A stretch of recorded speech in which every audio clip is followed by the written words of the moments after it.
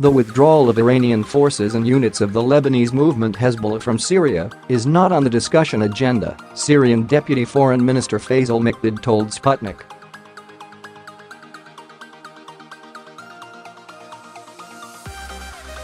This topic is not even on the agenda of discussion since it concerns the sovereignty of Syria.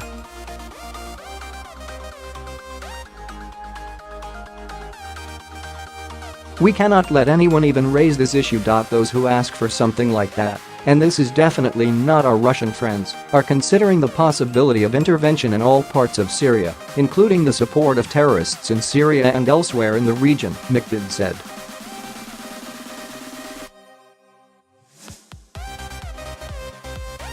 According to the Syrian diplomat, Damascus highly appreciates the help of friendly forces from Russia and advisors from Iran and Hezbollah in the struggle against terrorists.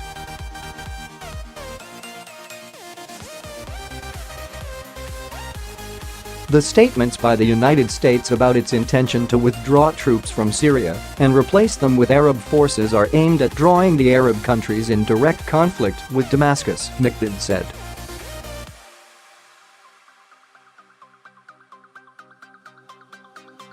The main goal of such statements is to pump the money out of the Arab countries. This will force them to pay more to the US Treasury, which may be empty.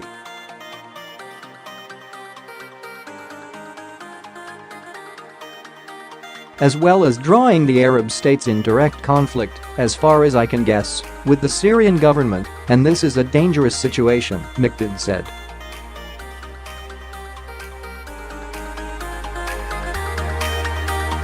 According to Mikdad, Washington will ultimately not withdraw its troops. On Monday, U.S. Secretary of State Michael Pompeo gave a keynote speech on U.S. policy toward Iran, voicing 12 demands for Tehran to fulfill following Washington's unilateral withdrawal from the Iran nuclear deal, formerly known as the Joint Comprehensive Plan of Action, JCPOA.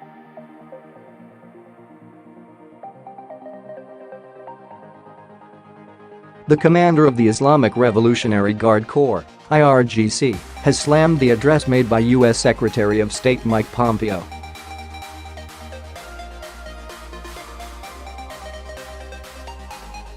Iranian President Hassan Rouhani said that the world cannot accept that Washington makes unilateral decisions for all nations.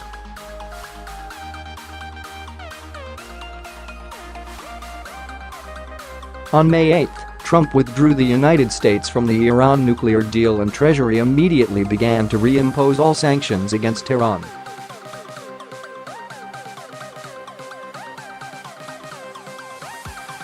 The JCPOA, signed by Iran, the P5+1 and the European Union in 2015, requires that Tehran allow inspections to ensure the peaceful nature of its nuclear program in exchange for sanctions relief.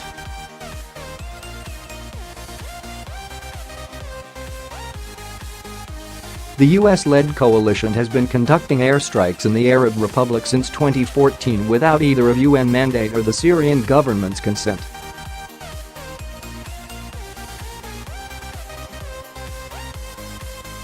The international coalition led by the United States has deliberately bombed oil wells in Syria so that the government would not be able to use them, Mikdad said.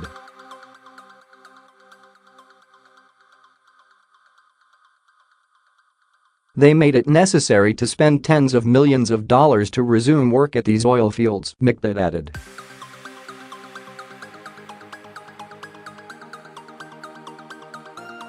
The US-led coalition, which has been carrying out airstrikes in Syria since 2014 without Damascus's or UN's approval, has yet to comment on the statement.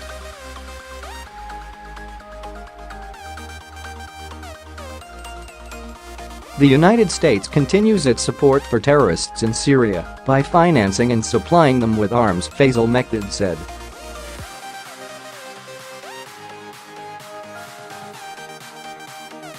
I believe that the oxygen for terrorist groups comes from the United States, Mikdad said.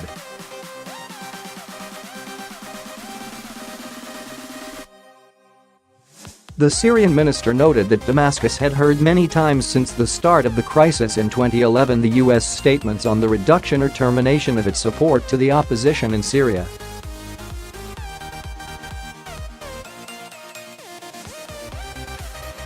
Meanwhile, militant groups are being provided with additional funding and arms, Mekdad stressed.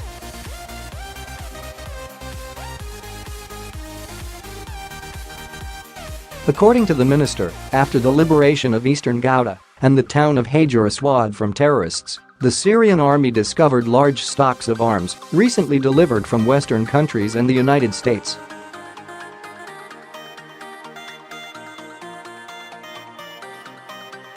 The United States must stop supporting terrorists and respect Syria's sovereignty and choice of the Syrian people, the diplomat underlined.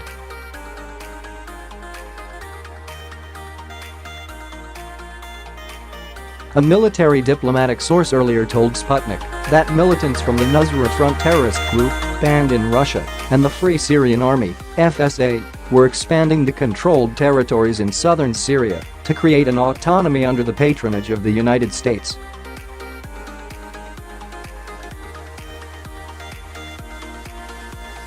On April 19, Russian Foreign Ministry's spokeswoman Maria Zakharova said that Moscow also had this information.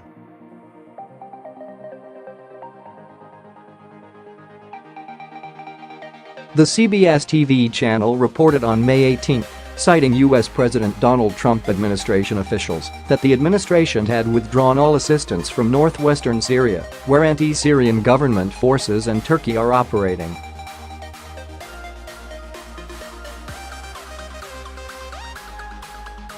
According to the broadcaster, tens of millions of dollars will be cut from previous efforts, backed by the United States, to strengthen and stabilize the local society.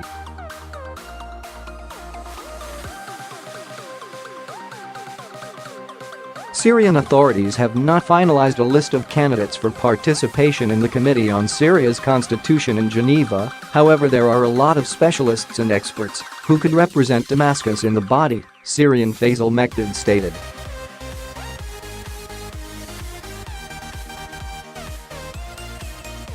On Thursday, Russian President Vladimir Putin held talks with his Syrian counterpart Bashar Assad.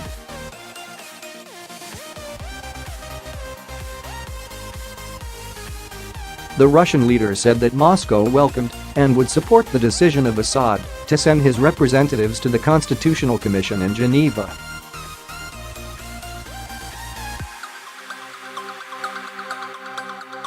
It is too early to speak about candidates, but there are many people who are able to represent Syria and the Syrian government in these talks.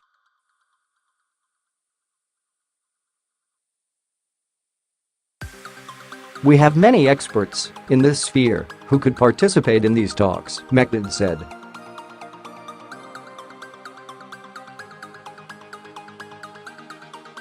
The diplomat added that the constitutional amendments were the Syrian domestic issue and foreigners should not interfere in this process.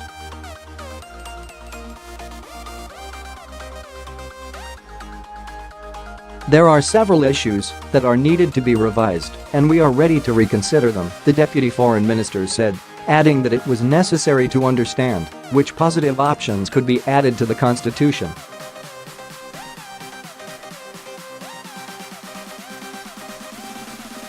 The settlement process for the Syrian conflict, which broke out in 2011, has been discussed on a number of international platforms, such as those in Geneva and Astana, and the Syrian National Dialogue Congress in Russia's Sochi.